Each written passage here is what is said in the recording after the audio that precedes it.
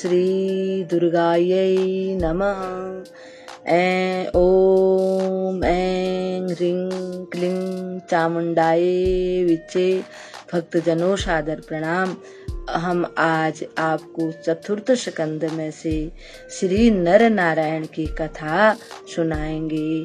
श्री गणेशाय नमः, श्री सरस्वत्यै नमः, श्री सद्गुरुदेवाय नमः।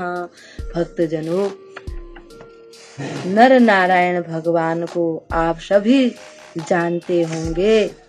एक बार नर नारायण भगवान बद्री का आश्रम यानी बद्रीनाथ में तपस्या कर रहे थे। उनकी तपस्या को भंग करने के लिए देवराज इंद्र ने बहुत कोशिश की। भक्तजनों, राक्षस ही नहीं देवता भी विघ्न डालते हैं कभी कभी, इसलिए मनुष्यों को हमेशा सावधान रहना चाहिए।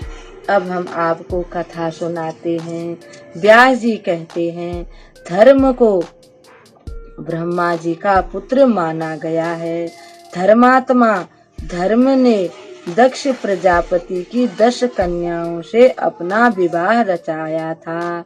यानी प्रजापति दक्ष की 10 कन्याओं से उनका विवाह हुआ था। उन कन्याओं से धर्म द्वारा अनेकों पुत्र उत्पन्न हुए। उन पुत्रों में से एक का नाम हरि था, एक का नाम कृष्ण, एक का नाम नर व एक का नाम नारायण रखा गया।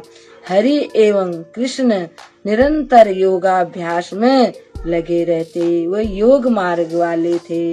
नर और नारायण ने हिमालय पर्वत के बद्रीनाथ यानी बद्री का आश्रम में जाकर तपस्या प्रारंभ कर दी। दोनों ने 1000 वर्ष तक तपस्या की। इससे इंद्र के मन में भय उत्पन्न हो गया कि कहीं मेरा राज्य न छिन जाए। भगवान नर नारायण कहीं इसीलिए तो तपस्या नहीं कर रहे। तब इंद्र ने उन दोनों के हृदय में भय उत्पन्न करने के लिए अपनी मोहिनी माया फैलाई, यानी कि भयभीत हो जाएं और अपनी तपस्या को छोड़ दें। इंद्र ने भेड़िए, सिंह और व्याघ पैदा किए, यानी बाघ। इनके द्वारा नर और नारायण को डराने की कोशिश की गई, किंतु उनके हृदय पर इन पशुओं का कोई भी भय नहीं छाया। अब नर और नारायण के प्रतिकार के लिए इंद्र ने कामदेव और बसंत ऋतु को बुलाया। उनकी तपस्या भंग करने के लिए सभी वृक्ष फूलों से बिना मौसम ही लद गए। रंभा और तिलोत्तमा आदि अप्सरा भी बद्रीनाथ में पहुंच गई। वे मधुर गीत गाने लगी। कोयल का कलरव और भौरों के भौरे भी गूंजने लगे, आवाजें आने लगी। इससे नर और नारायण की समाधि भंग हो गई।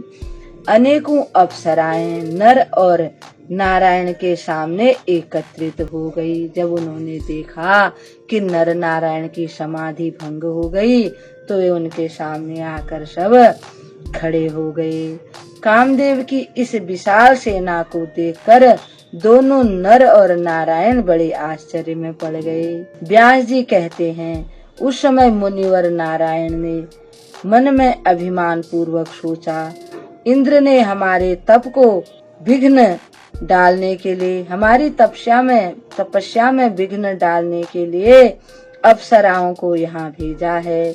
इसलिए इस समय तपस्या का बल दिखलाना आवश्यक है। इंद्र को इस समय बताना चाहिए कि तुम कितनी बड़ी गलती कर रहे हो।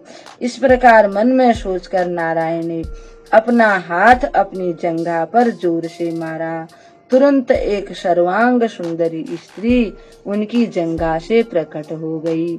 यह सुंदरी उर्वशी थी, जो बहुत सुंदर थी। उन अप्सराओं ने इन्हें इंद्र ने भेजा था। जिन अप्सराओं को वे लज्जित सी हो गई। वे स्त्रियां बड़ी लज्जा से भगवान के पास जाकर के हाथ जोड़कर क्षमा याचना करने लगी कि हम तो इंद्र की भेजी हुई हैं। हमारा आपकी तपस्या भंग करने का कोई विचार नहीं है। जब हमारे स्वामी ने हमें भेजा है तो हम उन्हीं की आज्ञा से आए हुए हैं। और उस उर्वशी को देखकर वे सब आश्चर्य में डूब गई। नारायण भगवान ने कहा, कहो, हम प्रसन्नता पूर्वक तुम्हें वर देने को तैयार हैं।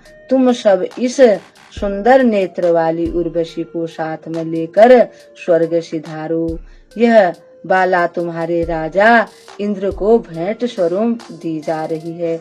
यानी इंद्र को कहना कि हमने यह कन्या तुम्हें भेंट स्वरूप प्रदान की है। उन सभी जो अप्सराएं थी उन्होंने भगवान से प्रार्थना की कि हम आप से विवाह करना चाहती हैं, हम आपके साथ ही रहना चाहती हैं। वे नारायण के रूप पर मुग्ध हो गई थी। तब नारायण भगवान ने कहा, इस समय तो संभव नहीं है। जब मैं कृष्ण रूप में द्वापर युग में अवतार लूंगा उस समय तुम्हारी इच्छाएं अवश्य पूरी होंगी। इसलिए कहते हैं कि वो अप्सराएं भी वृंदावन में गोपियां बनी थी, तब उनकी इच्छाएं पूरी हुई। अब इस कथा को हम यहीं पर विराम देते हैं। कल एक और कथा के साथ आपके सामने उपस्थित होंगे। तब तक के लिए हम आपको प्रणाम करते हैं। ओम श्री जगदम्बिकायै नमः।